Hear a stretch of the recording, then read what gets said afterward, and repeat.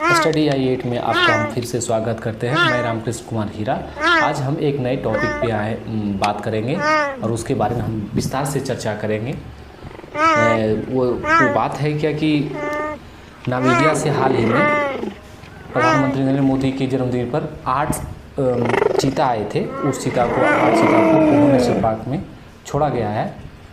तो उनके बारे में विस्तार से जानेंगे कि जो नामीबिया जो हाल ही में चर्चा में बना हुआ है, जानेंगे नामीबिया के देश के बारे में। नामीबिया देश कहाँ है, नामीबिया की खोज किसने की, पुराना नाम क्या है उसका, कितना पुराना है, अमीर देश है या गरीब देश है, कौन सा रंग रूप वाले लोग रहते हैं वहाँ, और वहाँ का समस्या क्या है, कौन सी भाषा सर्वाधिक बोली जाती है, जर्मन भाषा वहाँ नामीबिया में क्यों बोले जाते हैं, और कितने चीते लाए जाएंगे सरकार के द्वारा, कौन से देश में चीता अभी भी पाया जा सकता है, और भारत सरकार कौन कौन से देश से चीता लाएंगे, और कितना खर्च इस पर आएगा, और चीता की आवाज़, गति के बारे में भी हम चर्चा करेंगे, और इसके कुछ जानेंगे इनके बारे में, और हम इन सभी सवालों का जवाब एक एक करके देते हैं। चलिए अब हम शुरू करते हैं।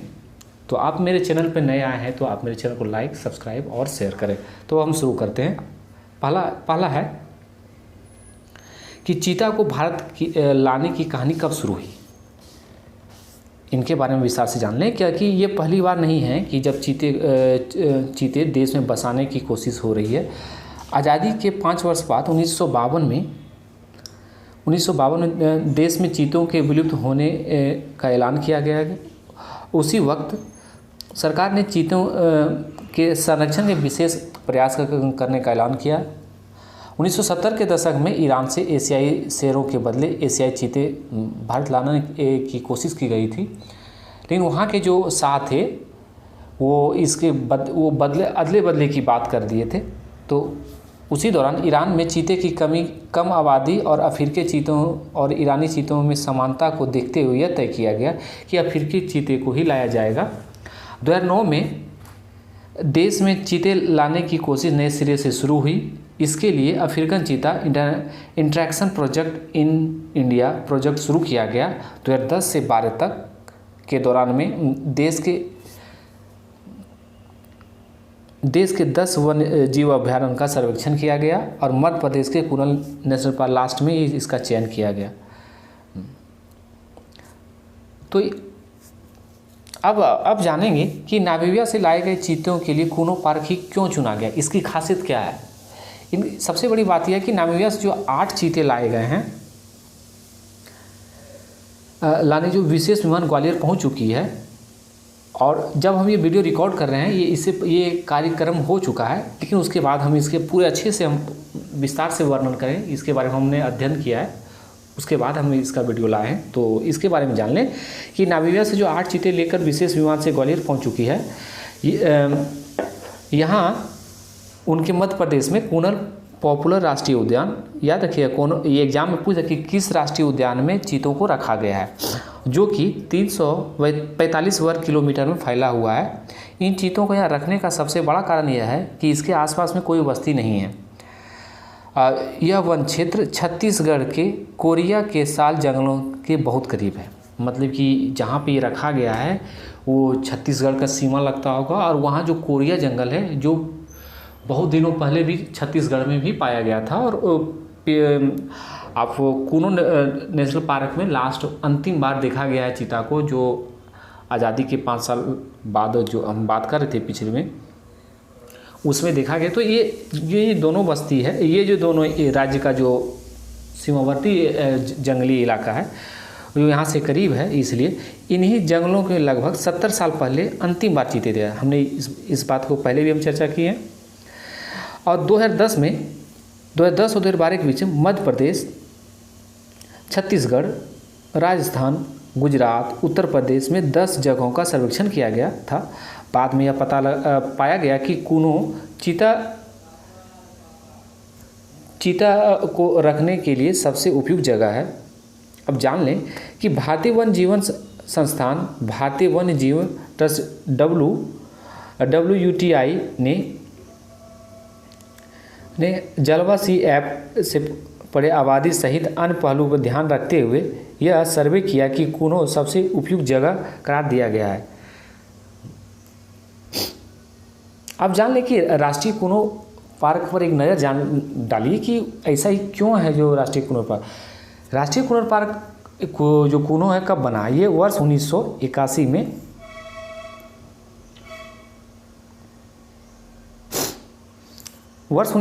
में लगभग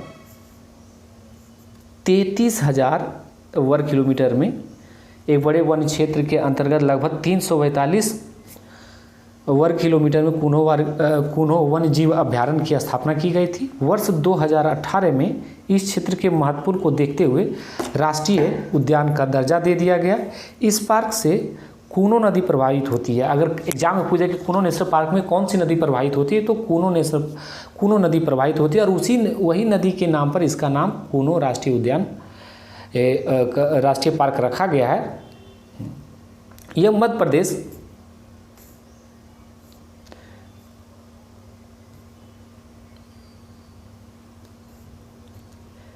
यह मध्य प्रदेश के श्योपुर जिले के अंतर्गत आता है। जैव भौगोलिक रूप से ये काठियावाड़ गिर शुष्क पर्णपाती वन परिस्थिति क्षेत्र के अंतर्गत आता है। इस क्षेत्र में पाए जाने वाले वनों में उत्तरी कटिबंधीय शुष्क और पर्णपाती और दक्षिणी उष्णकटिबंध शुष्क पर्णपाती वन और शुष्क सवाना वन क्षेत्र के प्रमुख हैं। इस क्षेत्र में करधई, खैर, सलाई, जिसको हम लोग साले की लकड़ी कहते हैं, सलाई के जंगलों एवं घास के मैदान की बहुलता है और यह जीवों और प्रजातियों में समान रूप से समृद्ध और वन्य जीव के अनुकूल है। इसलिए इस नेशनल पार्क को चुना गया है। और इसके बारे में जानें। अब अगली चीज़ के बारे में जान लें कि कूनो नेशनल पार्क भारत में चीते बसाने की चुनौती क्या है। चुनौती भी जान लें कि अगर आपको चीता आता है तो उसके लिए चुनौती क्या है। इन चीतों के लिए अन्य शिकारी जानवर जैसे तेंदुआ से जूझना होगा, क्योंकि तेंदुआ जो होता है वो चीते पर हमेशा अटैक करता है। पार्क में चीता की सुरक्षा मैनेजर रखते 1 महीने तक चीते को क्या किया जाएगा, क्वारंटीन जोन में रखा जाएगा, जिससे इस परिवेश में ढल सके। इस अवधि के दौरान चीते अपने अपने जोन में ही रहेंगे और शिकार नहीं कर सकेंगे। पार्क के आसपास चीता मित्र की तैनाती होगी, तैनाती भी की, जो गांव वासियों को चीते के संबंध में जानकारी देंगे। और वहीं बात कर लें कि जो 7 बड़ी बिल्लियां जो चीता एसिनॉक्स प्रजाति से संबंध रखता है।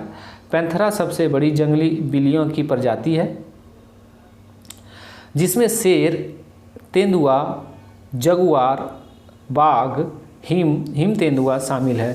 प्यूमा प्रजाति कुगर आता है। याद रखिएगा कि अगर इसमें से एग्जाम में क्वेश्चन देगा कि कौन सा ये 7 बड़ी बिल्लियां हैं, तो अगर इसमें ये दे दिया है तो प्यूमा प्रजाति जो है किस में आता है, कुगर में आता है। अब बात करते हैं दूसरे टॉपिक पे कि 17 सितंबर को ही क्यों चुना है। क्योंकि 17 सितंबर यानी आज मतलब प्रधानमंत्री मोदी के अपने जन्मदिन के अवसर पर 8 चीते को मध्य प्रदेश के कूनो राष्ट्रीय पार्क में छोड़ा गया था। इन चीतों में 5 मादा है और 3 नर है। मतलब इसको इंग्लिश में कहें तो 5 फीमेल है और 3 मेल चीते शामिल हैं, जिन्हें चीते की वैश्विक राजधानी नामीबिया से बोइंग 747 विमान के द्वारा लाया गया। चीतों के पुनर्वास भारतीय योजना के बहुपरीक्षित योजना है। अब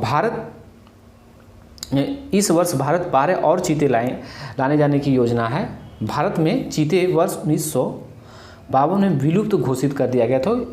आने वाले प्रतियोगी परीक्षा में पूछ लिया है कि भारत में अंतिम बार चीता कब देखा गया था और या तो किस वर्ष चीते को विलुप्त घोषित कर दिया गया, तो वो याद रखिए 1952 है। और भारत में चीते विलुप्त होने के कारण भी जान लें कि जानवरों के शिकार के लिए चीतों को पालतू बनाया जाना उनकी प्रकृति के खिलाफ है। आपने देखा होगा कि बहुत से जो अभी भी खाड़ी वगैरह देशों में क्या करते हैं, चीते को अपने पालतू बनाते हैं, जो उनके प्रकृति के उनके खिलाफ है। कैद में रखने के कारण चीते जो होते हैं प्रजनन नहीं कर पाते, जिससे उसकी संख्या में नकारात्मक प्रभाव पड़ता है। जब एक चीते को पालतू बनाते हैं, दूसरे जब नर अगर चीते को रखे तो मादा अगर चीते नहीं रहेंगे तो प्रजनन नहीं हो पाएगा, इस कारण उनके जनसंख्या पे नकारात्मक प्रभाव पड़ता है। वहीं बात करें अब अगले इसी में ही कि भारत सरकार नामीबिया के चीते को ही क्यों चुना, इसके पीछे क्या कारण है और इसका बड़ा कारण क्या है। दरअसल ये है कि जब देश एक दूसरे देश के जंगली जीवों का प्रत्यार्पण किया जाता है तो कुछ खास बातों का ध्यान रखा जाता है। पहला है कि जिस देश से चीता आता है वहाँ का तापमान कैसा है, वहाँ का वातावरण कैसा है, चीते उस वातावरण में रह पाएंगे या नहीं रह पाएंगे, रहने लायक की जगह की स्थिति कैसी है, इसके अलावा चीते की जेनेटिक्स क्या है, व्यवहार कैसा है, ये सब बातों को ध्यान में रखा जाता है। और उनकी उम्र सही है या नहीं, एक उम्र भी देखा जाता है। इन सब चीज़ों का ध्यान रखते हुए भारत ने नामीबिया में नामीबिया के चीतों को अपने देश में लाने का फैसला किया, क्योंकि अफ्रीका और भारत के मौसम में ज़्यादा फर्क नहीं पड़ता है और दोनों देश के तापमान लगभग समान ही रहता है, इसलिए इन चीतों को भारत में एडजस्ट करने में कोई परेशानी नहीं होती है। नामीबिया कहाँ है, अब इनके बारे में जान लें कि नामीबिया कहाँ है और वहाँ का वातावरण भारत के वातावरण में क्या मिलता जुलता है। तो जान लें कि नामीबिया जो है अफ्रीका के दक्षिणी पश्चिमी तट पर स्थित है। यह पृथ्वी पर सबसे शुष्क, सबसे कम आबादी वाले देशों में से एक है। नामीबिया नाबी मरुस्थल, याद रखिएगा एग्जाम में पूछा कि नामीबिया में कौन से मरुस्थल है, तो पश्चिम में नामीबिया के पश्चिम में नाबी मरुस्थल है और पूर्व में कालाहारी मरुस्थल है। कालाहारी मरुस्थल मध्य पठार द्वारा अलग किए गए हैं। वहीं इनके मैप में जान लें कि मैप में कहाँ, देखिए नामीबिया ये है, ये नामीबिया हो गया, ये पूरा ये इसका यहाँ तक बॉर्डर है, ये पूरा नामीबिया है। एक चीज़ इसमें जान लें कि नामीबिया एग्जाम में क्वेश्चन पूछ सकता है कि नामीबिया के पड़ोसी देश कौन कौन है, तो एक अंगोला हो गया, बोत्सवाना हो गया और दक्षिण अफ्रीका हो गया। यही 3 देश ही हैं। मैप को फिर से एक बार अच्छा से देख लें कि नामीबिया के 3 पड़ोसी देश हैं, एक अंगोला हो गया, बोत्सवाना और दक्षिण अफ्रीका है। अब वास्तव में नामीबिया कालाहारी और नाबी रेगिस्तान दोनों को समाहित करता है। जैसे कि कई सूखी नदियाँ जल संसाधनों को डराता है और जिसमें बहुत कम जनसंख्या घनत्व वाला देश बन जाता है। हर वर्ग मील में सिर्फ 1.4 लोग, दूसरे सबसे कम आबादी वाला देश है दुनिया का ये। वहीं बात करें नामीबिया की खोज किसने की थी, हमने शुरू में ही वीडियो के शुरू में कहा कि नामीबिया की खोज किसने की थी। बात करें तो नामीबिया में उतरने वाला पहला यूरोपीय पुर्तगाली खोजकर्ता डियागो कोआओ था, जो 1484 में कैप क्रॉस स्पाकोमुड के उत्तर में तट पर आया था। नामीबिया के हिस्से कुख्यात रूप से सूखे हैं और देश का अधिकांश हिस्सा नाबीब रेगिस्तान और कालाहारी से बना है। नामीबिया का पुराना नाम क्या है? बात करें तो नामीबिया का पुराना नाम दुनिया का सबसे आकर्षक और विविध देशों में से एक और नंबर 1 गंतव्य स्थान है। नामीबिया दुनिया के सबसे ऊंचे टीलों के लिए सोसुसोवेली और दुनिया के सबसे बड़े संरक्षण क्षेत्रों में से एक है। एक एटोसा नेशनल पार्क के लिए विश्व प्रसिद्ध है। नामीबिया का आधिकारिक नाम रिपब्लिक ऑफ नामीबिया है। नामीबिया कितना पुराना है? नामीबिया 21 मार्च 1990 को नामीबिया को दक्षिण अफ्रीका से स्वतंत्रता मिली थी और देश का नाम नामीब रेगिस्तान से लिया गया है, क्योंकि नामीबिया जो है, नामीबिया में आपको पिछले मैंने बताया कि ये यहाँ पे नामीब रेगिस्तान है, इसके कारण इसका नाम नामीबिया रखा गया। और इसका जो क्षेत्रफल है ये 8,24,292 किलोमीटर है। और अगर स्क्वायर किलोमीटर में बात करें तो 3,18,260 वर्ग किलोमीटर के क्षेत्रफल के साथ है। नामीबिया अमीर देश है या गरीब? इसके बारे में नामीबिया का उच्च मध्यम आय वाला देश है, जिसकी वार्षिक जीडीपी प्रति व्यक्ति $5,828 है। और लेकिन आय वितरण और जीवन स्तर में अत्यधिक असमानताएं हैं। 2015 तक 59.1 गुणांक के साथ सभी देशों में इसका दूसरा सबसे बड़ा गिनी गुणांक है। वहीं बात करें तो नामीबिया में सबसे बड़ा क्षेत्र कौन सा है? नामीबिया में करास क्षेत्र सतही क्षेत्रफल की दृष्टि से देश का सबसे बड़ा क्षेत्र है। जनसंख्या की दृष्टि से इसका घनत्व बहुत कम घनत्व है। करास देश में सबसे कम जनसंख्या वाला दूसरा क्षेत्र है। यह क्षेत्र पश्चिमी और अटलांटिक महासागर, उत्तर में हरदाब, दक्षिण और पूर्व में दक्षिण अफ्रीका से सटा हुआ है। इसकी चौहद्दी भी हमने बता दिया है।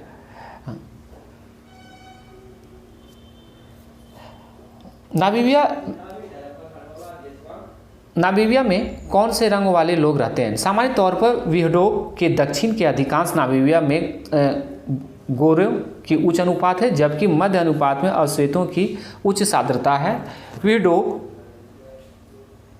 विहडोक तटीय क्षेत्रों में दक्षिण नामीबिया के अलावा ओटीजीवी रोगों के बड़े श्वेत समुदाय हैं और ओटावी त्रिभुज में कस्बे हैं जैसे तुमेव और ग्रोटफेंटेन। नामीबिया किन समस्याओं का सामना कर रहा है? ये सबसे बड़ी बात है किसी भी देश के लिए। अपेक्षाकृत उच्च गरीबी, कम मानव पूंजी और बुनियादी सेवाओं तक खराब पहुंच परस्पर संबंधी समस्याएं हैं। नामीबिया की गरीबी 1993-94 से 2015-16 तक तेजी से घटी है, लेकिन यह देश विकास के स्तर के लिए उच्च बनी हुई है। नामीबिया में कौन सी भाषा सर्वाधिक बोली जाती है? नामीबिया में अंग्रेजी आधिकारिक भाषा है, लेकिन 3% लोग घरेलू भाषा के रूप में बोलते हैं। ओसोमोवी बोली जाने वाली सबसे आम भाषा है। अफ्रीका सबसे व्यापक रूप से समझे जाने वाली राष्ट्रभाषा है। अफ्रीकी अधिकांश श्वेत आबादी या तो जर्मन या अफ्रीकांस बोलते हैं।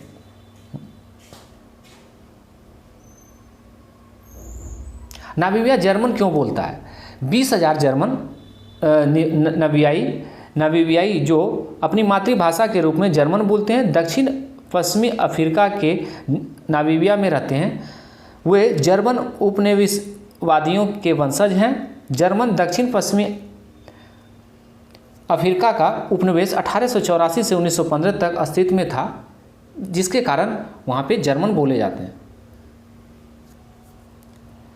नामीबिया कैसा है? ये भी सबसे बड़ा सवाल है कि नामीबिया दुनिया का सबसे आकर्षक और विविध देशों में से एक है और नंबर 1 यात्रा गंतव्य है। नामीबिया दुनिया का सबसे ऊंचे टीलों के लिए सुस्वा वैली, दुनिया के सबसे बड़े संरक्षण क्षेत्रों में एक एटासोआ नेशनल पार्क विश्व प्रसिद्ध है। नामीबिया का आधिकारिक नाम रिपब्लिक ऑफ नामीबिया है।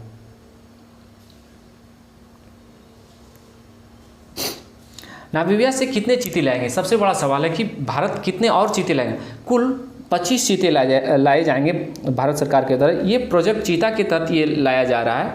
अगले 5 सालों तक ये समझौता हुआ है कि मोदी सरकार ने प्रोजेक्ट चीता के तहत कुल 25 चीते मंगवाए जाएंगे। सरकार ने इसकी तैयारी पूरी कर ली है।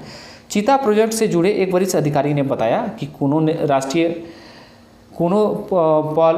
पालपुर राष्ट्रीय उद्यान में कुल 25 चीते लाए जाएंगे जी। इसकी संख्या ही इतना मात्र है, 25 है। नामीबिया के अलावा दक्षिण अफ्रीका से भी चीता लाने की तैयारी चल रही है। 8 चीते पहुंच चुके हैं नामीबिया से। इसी तरह अलग अलग चरणों में 25 चीते से ज़्यादा लाए जाएंगे। कौन कौन से देश से चीता ला सकते हैं? तो अगले महीने 12 चीते प्रोजेक्ट चीता के तहत दक्षिण अफ्रीका से लाए जा रहे हैं, जिनकी प्रक्रिया अंतिम स्तर पर पहुंच चुकी है। वाइल्ड लाइफ एक्सपर्ट की टीम पिछले सप्ताह कूनो पब्लो नेशनल पार्क का निरीक्षण करने पहुंची थी और यह टीम 9 दिसंबर को वापस चली गई। अब बात करें कि भारत में 1952 में विलुप्त घोषित कर दिया गया था। 12 से 14 चीते दक्षिण अफ्रीका और नामीबिया अन्य अफ्रीकी देशों से लाने की योजना है। 38.70 करोड़ प्रोजेक्ट चीता में खर्च होंगे।